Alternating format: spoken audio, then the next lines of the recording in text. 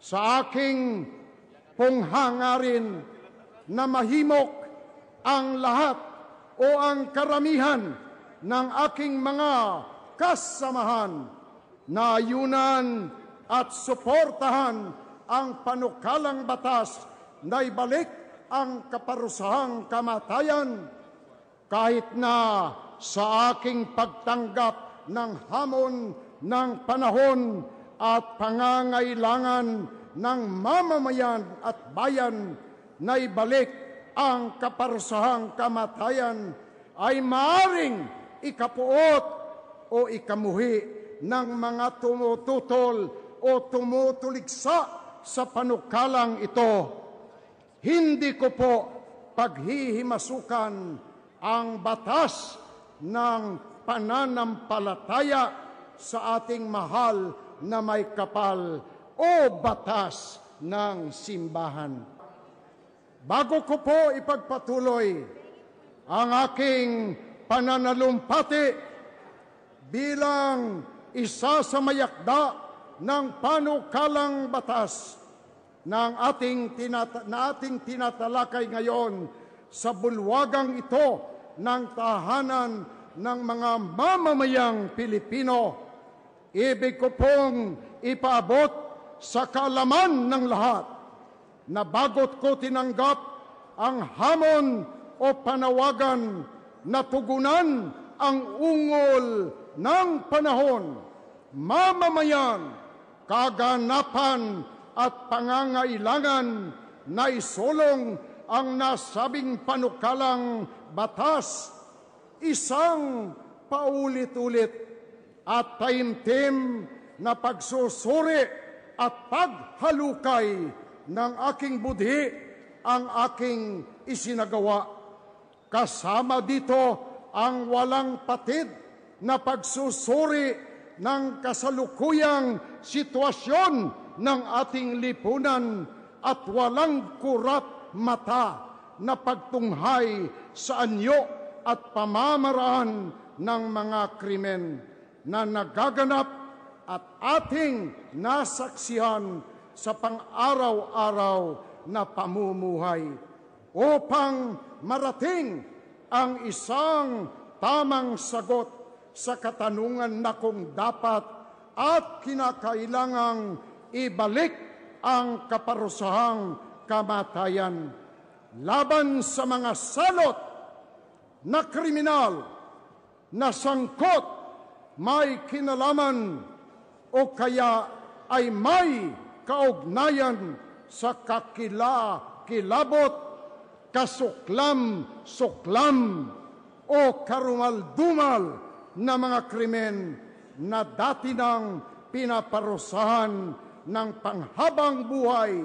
na pagkakulong o kamatayan sa ilalim ng batas ng Republika bilang 7,959 na pinamagatang an act to impose death penalty on certain heinous crimes, amending for that purpose the revised penal laws as amended, other special penal laws, and for other purpose. Sadyang mabigat, nakakapigil hininga at nakapaninindig ng balahibo ang sumuri ng budhi, lalong-lalo na kung ang nakataya ay buhay ng kapwa. Sapagkat katulad ng mga kinatawan ng kapulungang ito, ako ay naniniwala na ang buhay ng tao ay dapat iniyayaman, pinapahalagahan, pinakakaingatan at minamahal, sapagkat ito ay banal sa batas ng tao at banal sa batas ng ating may kapal. Sa pamamagitan ng isang malalim, makatotohanan at mapagsuri na pananaliksik ng budhi, pag-aaral, pakikiramdam at pagmamasid sa tunay na buhay na mga kaganapan sa ating kasalukuyang lipunan. Napag-alaman ko na agaran ay madaling lansagin sa pamamagitan ng tama, makatotohanan at balido na katwiran ang anumang pagsalungat, paniniwala o paninindigan laban sa iminimungkahi na ibalik ang kaparusahang kamatayan. Sa aking pong hangarin na mahimok ang lahat o ang karamihan ng aking mga kasamahan na ayunan at suportahan ang panukalang batas na ibalik ang kaparusahang kamatayan, kahit na sa aking pagtanggap ng hamon ng panahon at pangangailangan ng mamamayan at bayan na ibalik ang kaparusahang kamatayan ay maaring ikapuot o ikamuhi ng mga tumututol o tumutuligsa sa panukalang ito. Hindi ko po paghihimasukan ang batas ng pananampalataya sa ating mahal na may kapal o batas ng simbahan. Sa kabilang dako, inaanyayahan ko ang aking mga ipinagpipitagang mga kasamahan sa mababang kapulungan na ibaling ang kanilang pansin o pagtuon sa ating saligang batas. At mga naging pasya ng ating